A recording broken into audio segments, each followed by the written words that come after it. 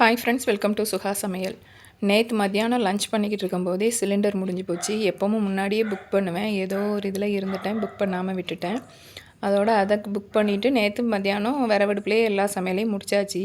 சரி, இன்னைக்கு காலையிலையாவது வந்துடும்னு பார்த்தா 12:30 மணி வரைக்கும் சிலிண்டர் வர்ற மாதிரி தெரியல. ஃபோன் பண்ணி கேட்டால் அவங்க லைனுக்கு எடுத்துகிட்டு வந்திருக்காங்க, வருவாங்கன்னு சொல்லிட்டாங்க.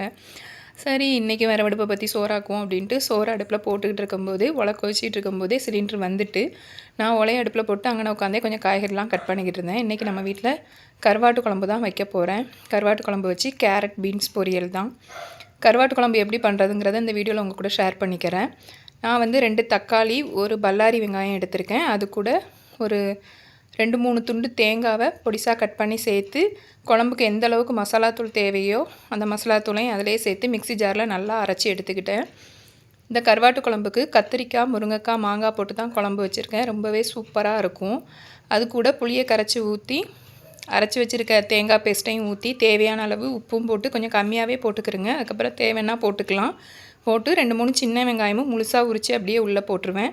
போட்டு இது நல்லா கொதிக்கவும் கொஞ்சம் குழம்பு கொஞ்சம் வற்றி இருக்கணும். அதுக்கப்புறமா நான் கழுவி வச்சுருக்க கருவாடை சேர்த்துக்கிறேன். சாலை கருவாடு தான் சேர்த்துருக்கேன். 8 கருவாடு போல் சேர்த்துருக்கேன். சேர்த்து அதை நல்லா கொதித்து நல்லா கொதிக்கவும் அப்படியே சிம்மில் வச்சுருங்க. ஒரு 10 நிமிஷம் நல்லா சிம்மில் கொதிக்கவும் இறக்கி வச்சுட்டு தாளித்து ஊற்றிடலாம். தாளிப்புக்கு கொஞ்சம் நிறையவே எண்ணெய் சேர்த்துக்கிறேங்க. நல்லெண்ணெய் சேருங்க, ரொம்பவே வாசனையாக இருக்கும்.